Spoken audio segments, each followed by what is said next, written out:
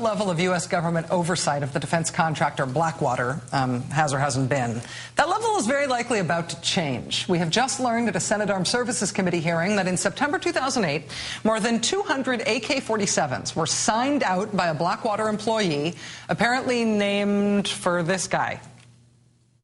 Hey, I'm a cop, and you will respect my authority.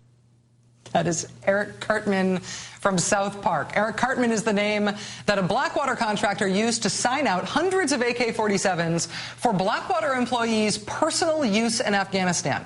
These were guns that were supposed to be issued to Afghan police. And no, there was no one actually named Eric Cartman working for Blackwater at the time. And no, Blackwater employees at the time were not even allowed to possess weapons in Afghanistan without permission, which of course they did not have. In December 2008, after grabbing these weapons they weren't supposed to have, a Blackwater contractor jumped on the back of a moving vehicle with his loaded weapon. When that moving vehicle hit a bump, that contractor accidentally shot another contractor in the head. What happened to the Dukes of Hazzard reckless shooter? Blackwater sent the shooter back home to the U.S. That was it.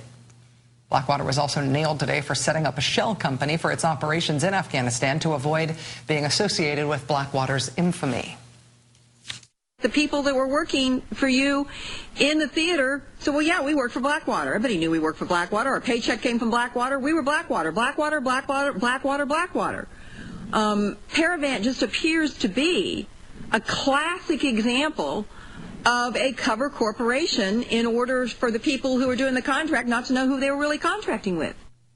Despite all of this, it was reported this week that Blackwater is in the running for another new multi-million-dollar contract from the Defense Department to train Afghan police. The police they stole all those weapons from under the name of the kid from South Park. Joining us now is national security correspondent with The Nation magazine, Jeremy Scahill. He was at the hearing today. He's also the author of Blackwater, The Rise of the World's Most Powerful Mercenary Army. Jeremy, thanks very much for being here. It's good to be with you, Rachel. Stealing weapons, unauthorized carrying of weapons, shooting civilians, drinking, shooting each other, fraud, tax evasion. Am I missing anything else in terms of what Blackwater has been accused of in Afghanistan now? You're describing a perfect resume for employment with Blackwater. You know, Rachel, I actually like the show South Park, and what happens on every episode of South Park is that the poor little Kenny, one of the characters on the show, dies every episode, and sometimes Eric Cartman kills him. Well, in Afghanistan, when Eric Cartman, i.e. a Blackwater employee, signs out 200 weapons, and then they kill innocent Afghan civilians with them, they don't come back the next episode. Afghanistan is not South Park. And what we saw today at this hearing is just the tip of the iceberg of what Blackwater has been doing, running this criminal enterprise around the world. In Afghanistan, they set up this shell company, Paravant, in collaboration with a mammoth war giant, Raytheon, which held the prime contract for this. And they set up this contract to try to hide the fact that the Pentagon was once again hiring Blackwater, this firm that's been under investigation by practically every federal entity in the United States. It's a shell company that was used to essentially defraud the government by convincing the Army that Blackwater was not getting the contract, but this company Paravant. And as was pointed out in the hearing today, Paravant represented in its contract documents that it had years of experience.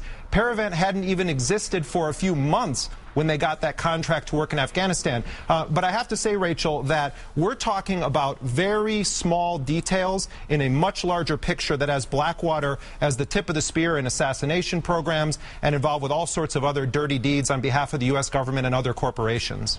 Jeremy, what do you think is the most serious of these new charges that have been leveled against the company? I mean, it seems at least politically notable to me that the company is being exposed for having, we're learning about the criminal history and the history of incompetence and misconduct among the people that Blackwater is hiring. It seems important because they've had this reputation that they hire only very elite people. That seems to be over now. Right. I mean, two of the guys that have been indicted now on manslaughter charges in the United States for killing two Afghan civilians, it's been revealed that one of them had gone AWOL from the military, had tested positive for cocaine. Another had been on a do not deploy list, and Blackwater then transferred him over to Paravant, this shell company, so that he could be redeployed to Afghanistan. So I think that when you take the combination of the fact that Blackwater is essentially lying to the U.S. military, is in possession of hundreds of illicit weapons, is killing Afghan civilians, and is overall endangering the lives of U.S. forces there through their misconduct, what you have is a very lethal cocktail. And the fact that that the Obama administration is now leaning toward giving Blackwater not a multi-million-dollar contract, Rachel, but a $1 billion contract to train the Afghan National Police,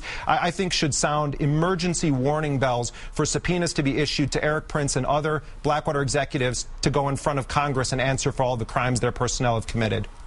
Investigative journalist Jeremy Scahill with The Nation.